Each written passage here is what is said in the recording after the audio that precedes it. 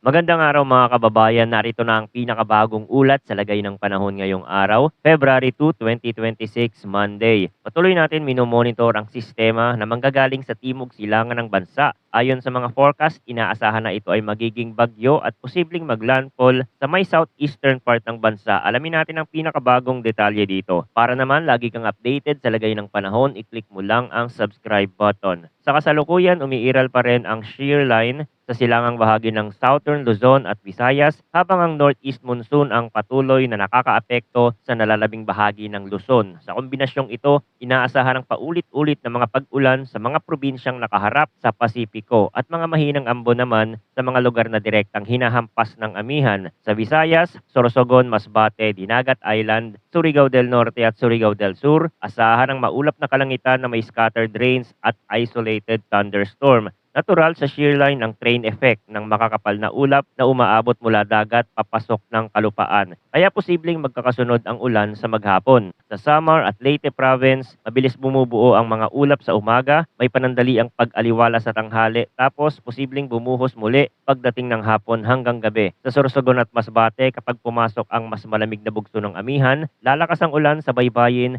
lalo na sa mga lugar na nakabukas sa silangan at unti-unting hihina habang kumikilos papasok. Sa Dinagat at Surigao province, tipikal ang biglaang malalakas na buhos na sinasabayan ng hangin sa loob ng thunderstorm cell. Kaya bantayan ng mabilis na pag-apaw ng maliliit na sapa at kanal sa oras ng pinakamalakas na pag-ulan. Sa nalalabing bahagi ng Mindanao, partly cloudy to cloudy skies na may isolated rain showers o thunderstorm ang inaasahan dahil sa localized thunderstorm. Karaniwan itong lumalabas sa hapon hanggang gabi kapag naipon na ang init at moisture sa mababang bahagi ng atmosfera. Hindi buong araw ang ulan, ngunit kapag tumama ang isang thunderstorm cell, kayang maghatid ng malakas na buhos sa loob ng maikling oras, kaya magplano ng may buffer kung may biyahe sa hapon. Sa Metro Manila at nalalabing bahagi ng Luzon, generally maulap hanggang bahagyang maulap na langit na may isolated light rains ang mararanasan dahil sa northeast monsoon. Ito ang klasikong behavior ng amihan, mababang ulap sa umaga, may kaunting silip ng araw sa tanghali at mahinang ambon sa hapon o gabi.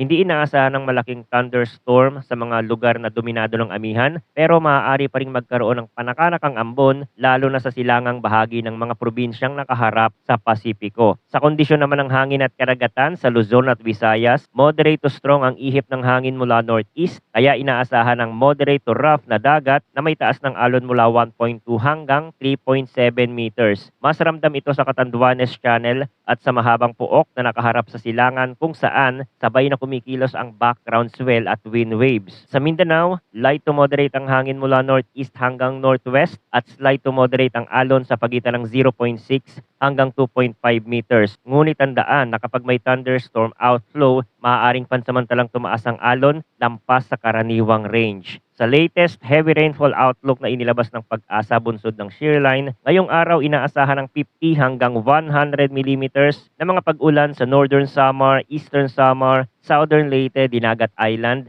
at Surigao del Norte. Kapag tumama ang mga pag-ulan ng sunod-sunod sa iisang lugar, mabilis mapupuno ang mga kanal at mababang kalsada, kaya maglaan ng dagdag oras kung may biyahe. Bukas, mananatili sa 50 hanggang 100 millimeters ang potensyal na accumulation sa Southern Leyte, Dinagat Island, Surigao del Norte at Surigao del Sur. Ang lokasyon ng pinakamalakas na buhos ay babaling depende sa eksaktong posisyon ng shear line axis at sa bugso ng amihan. Kaya asahan ang paglipat ng mga sentro ng ulan, hilaga o timog sa loob ng 24 hours. Tandaan din na sa bulubunduking lugar, mas mataas ang actual na ulan kesa sa kapatagan dahil sa orographic lifting, at kung may naunang mabibigat na buhos nitong mga nagdaang araw, mas madaling magiging saturated ang lupa. Ngayon, dumako tayo sa update sa posibleng bagyo na binabantayan natin sa timog silangan ng bansa. Patuloy na namumuo ang isang sirkulasyon sa malayong bahagi ng Pasipiko, timog silangan ng Philippine Area of Responsibility. Ayon sa pinakabagong consistent na signal mula sa iba't ibang numerical guidance, kikilos ito pahilagang kanluran sa mga susunod na araw, at habang lumalapit, may mataas na chance na ma-upgrade bilang isang tropical depression at hindi isinasantabi ang pag-abot sa tropical storm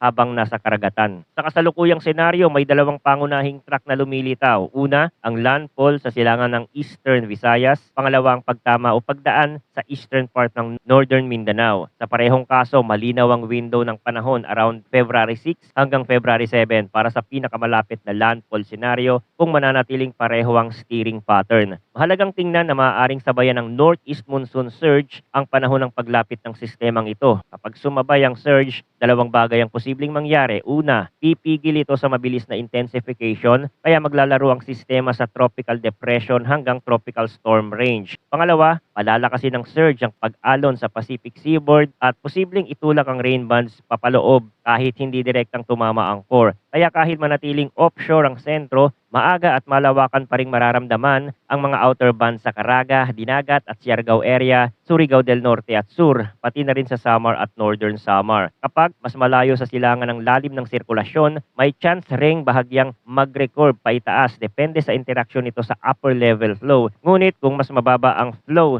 ang latitude ng pagbuo at mas buo ang low-level core, mas malamang ang direktang pagtawid sa silangang baybayin. Sa posibleng timing at epekto, asahan ang unang senyales nito bilang mas madalas na pag-ulan sa Pacific side sa loob ng 2 hanggang 3 araw bago ang posibleng paglapit. Tutuloy ang pag-ulan at lalakas ang hangin habang umiikot ang rain bands at kung papasok sa kalupaan, natural na hihina ang sirkulasyon, lalo na kung sasabayan ng amihan surge. Subalit, kahit humina ang hangin, mananatili ang banta ng matitinding buhos, lalo na sa mga bundok kung saan naiipon at ipinapaitaas ng heograpiya ang ulap. Sa ganitong setup, hindi laging hangin ang pangunahing issue. Mas madalas ang pag-apaw ng tubig dahil sa tuloy-tuloy na ulan na bumubuhos sa iisang lugar sa loob ng ilang oras. So uulitin natin ang mahahalagang impormasyon. Ngayong araw ay dominado ng shear line ng silangan ng Southern Luzon at Visayas at ng Northeast monsoon ng nalalabing bahagi ng Luzon. Asahan ang tuloy-tuloy na mga pag-ulan sa Pacific side, pailan-ilang ambon sa Amihan Belt at makakapal na ulap na nag-iipon sa hapon. Bukas at sa mga susunod na araw, inaasahang mananatili ang pattern na ito sabay sa unti-unting paglitaw ng sirkulasyon sa timog silangan ng bansa. Kung hindi babaliktad ang steering flow, tatama ang core or lalapit sa kalupaan sa Friday o Saturday this week na may posibleng corridor mula Eastern Visayas hanggang eastern part ng Northern Mindanao. Kung papasok sa kalupaan, aasahan ang paghina ng hangin ng sistema, ngunit mananatiling mahalaga ang pagbabantay sa tuloy-tuloy na pag-ulan. Kung lilihis pataas, bababa ang tsansa ng direct hit, ngunit mananatiling maalon ng Pacific Seaboard dahil sa kombinasyon ng amihan at malawak na rain shield sa silangan. Manatiling nakatutok sa mga susunod na updates tungkol sa lagay ng panahon dito sa ating channel. Maraming salamat sa inyong panonood at patuloy po tayong mag-ingat.